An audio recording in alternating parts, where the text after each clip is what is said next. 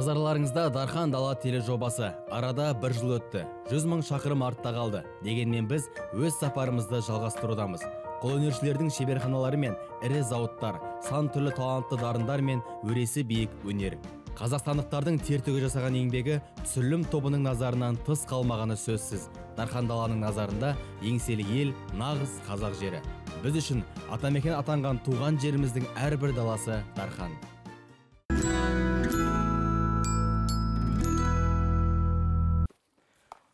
Мен болған аудандардың ішіндегі ең белсендісі. Олай дейтін себебім, мұндағы жастар саясаты бөлімі жасыл ел бағдарламасын қолға алып, ауданның тазалығын арттыру мақсатында үлкен жұмыстар атқаруда. Бұл ұйымда мектепті бітірген кез келген азаматтар мен азаматшылар жұмыс жасай алады. Демек, бұл жастар үлкен өмірге алғашқы қадамдарын жасауда. Ендеше Дархан Дала бағдарламасы Ақсу ауданында.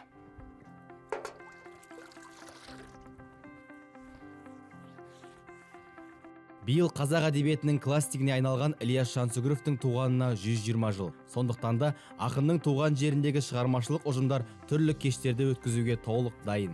Атаулы күнге байланысты ұйымдастырылатын іс-шараларға қатысатын барлық ынталылар сақадай сай. Біздің жастар орталығында ритм Ақсу би ансамблі, сонымен қатар Айналайын би ансамблі, Күншуақ және де Бота би ансамбльдері бар. Бұл жаңағы топтарда әрқайсында 10-15 қыздардан жұмыс істейді. Осы аудандағы аудандық конкурстарға және де облыстық конкурстарға барады оқушылар. Жетісу жұлдыздары, Жетісу өрнегі би байқауларына барады. Жалпы қазіргі таңда балалардың мұндай үйірмелерге деген қызығушылығы қандай? Қызығушылықтары бар, себебі оқушылардың өздері келіп жазылады, хабарласады. Қызығушылықтары өте жоғары. Бізде жаңағы кішкентай топтарда 1-ші класстан 5-ші классқа дейін оқушылар бар, және де жоғарғы группаларда жаңағы 8-ші класстан 11-ші классқа дейін оқушылар қатысады. Осы уақытқа дейін бақылауыңыз бойынша кішкентай жастағы оқушылардың қызығушылығы жақсы ма, жоқ әлде үлкендердің қызығушылығы жақсы ма? Кішкентай оқушылардың қызығушылығы өте жақсы. Айта кетейік, мұндағы игі іс-шараға Жансүгіров ауылында жақында ғана есігін ашқан өнер мектебі үлкен қолғабыс көрсетпек. Мамандықтарға бізде негізінен көп келетін жаңағындай халықтық аспаптарға көбіне келеді, домбыраға, қобызға, мен айтар едім биге де аз емес. Сол сияқты суретте де бізде жаңағындай баланың қызығушылығын ол енді маманға да байланысты деп ойлаймын. Балалар қызығып үсті-үстіне келіп жатыр. Ауылдықтар мұндай оқу орнын бұрыннан армандап келді. Нәтижесінде бұл мекеме 2011 жылы ашылды. Басшылық жақын арада оқу орнының филиалдары пайда болатынына сенімді. Ол орталықтар алыс шалғай ауылдардағы жас дарындылар үшін ашылатын болады. Дәстүрлі ән бойынша қобыз, домбыра, би, сурет, фортепиано бойынша сондай мұғалімдарымыз 6 мұғалімді таңдап алдық та сол бойынша ашылдық.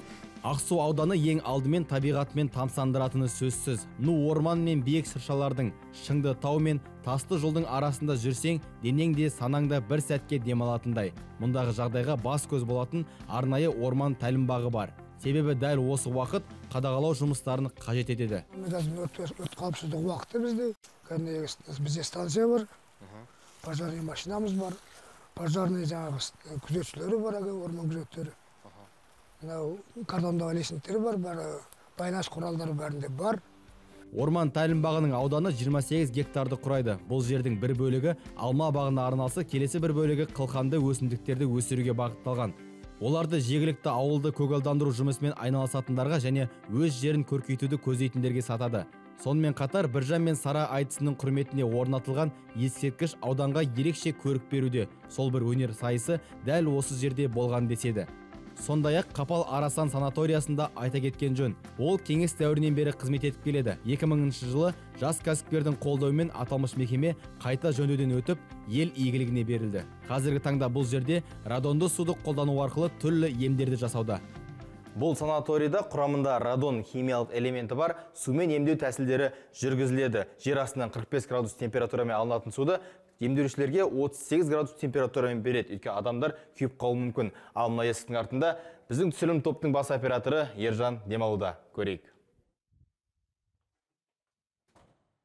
Ой, Ереке, қайда? Нормально. Не болады? Жатырмыз ваннада. Сезім қалай? Сезім жақсы. Су өзі әп-әдемі. Ағат баратырмыз. Жылытатын ба денеңді? Біраз жылы су, далада жылы, жатқан кезден. Деген саған алдым.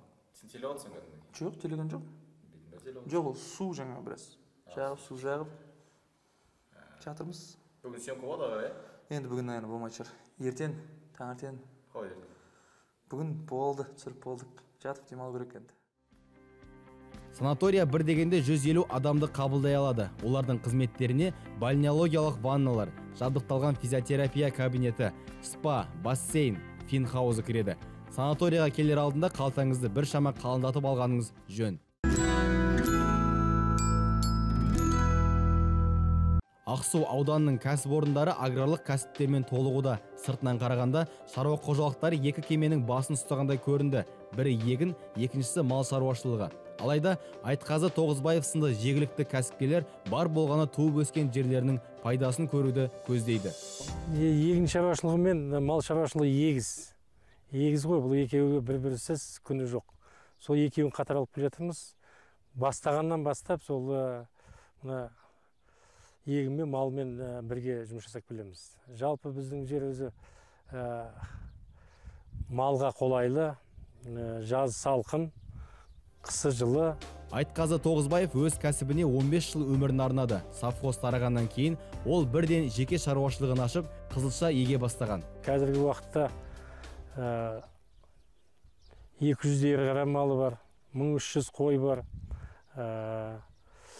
50-60 жылқы бар, 1300 гектар жерге егін салдық. Кәсіпкер әзірге қымбат техникамен олжаланған жоқ. Автопарктың іші қолданылатын жаңа машиналармен толығуда.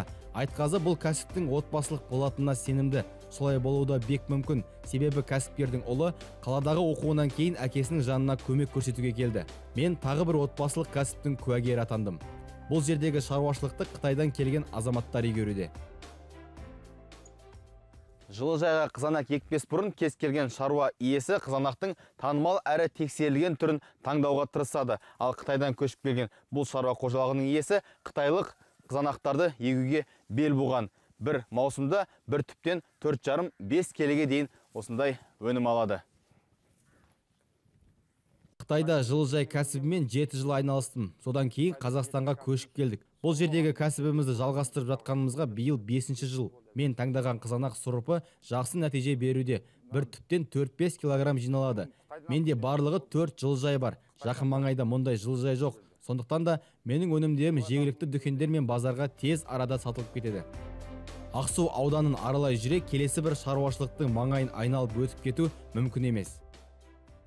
Жансүгіров ауылының жанында орналасқан шаруа қожалық басында қант қызылшасын өсірумен айналысқан, алайда жақын маңдағы 5 бірдей қант зауыты жабылғаннан соң қазіргі таңда майбұршақ, картоп және де жуа өсірумен айналысуда. 3 жыл болды құралғанымызға. Міне біз қант қызылшасымен жұмыс істейміз. Мына заводтар тоқтағанға байланысты биыл мына картошканы көріп жатырмыз. Картошка, пияз, 80 гектардай картошка септі. Қазір только тұқымдыққа ғана 4 сорт сеуіп отырмыз. Енді біз әлі ондай сояның рыногына шыққан жоқпыз.